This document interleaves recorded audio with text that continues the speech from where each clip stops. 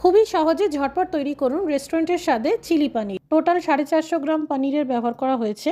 পনির marinate করার জন্য স্বাদ মতো লবণ, চিলি ফ্লেক্স, হলুদ গুঁড়ো, কাশ্মীর লঙ্কার গুঁড়ো, 1 চামচ রসুন পাউডার বা রসুন বাটা, উঁচু উঁচু করে 2 চামচ কর্নফ্লাওয়ার পাউডার আর সামান্য জলে ছিটে দিয়ে ম্যারিনেট করে নিন। এবার তেল গরম করে এই ম্যারিনেট করা পনির ভেজে নিন। পনির ভাজার পর অতিরিক্ত তেলটা সরিয়ে দিন। এবার ভেজে নিন 2 চামচ থেতো করা রসুন বা রসুন কুচি। 3-4টে কাঁচা লঙ্কাকে আধঘানা করে দিয়ে দিন। সেই সাথে কুচানো পেঁয়াজ ভেজে নিন। পেঁয়াজ ভাজার পর এই কেটে রাখা ক্যাপসিকাম আর পেঁয়াজ দিয়ে দিন।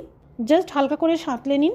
একটি পাত্রে 2 চামচ টমেটো সস, 2 চামচ গ্রিন চিলি সস, 1 চামচ সয়া সস, 1 চামচ কাশ্মীর লঙ্কার গুঁড়ো, আধা চামচ আজিনামোটো পুরোপুরি অপশনাল, 1 চামচ ম্যাগি মশলা সামান্য করে জল দিয়ে মিশিয়ে নিন আর সবজির সাথে মিশিয়ে নিন।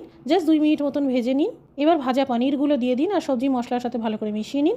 2 চামচ কর্নফ্লাওয়ার পাউডার সামান্য করে জলে গুলে নিয়ে সবজি আর পনিরের সাথে মিশিয়ে দিন।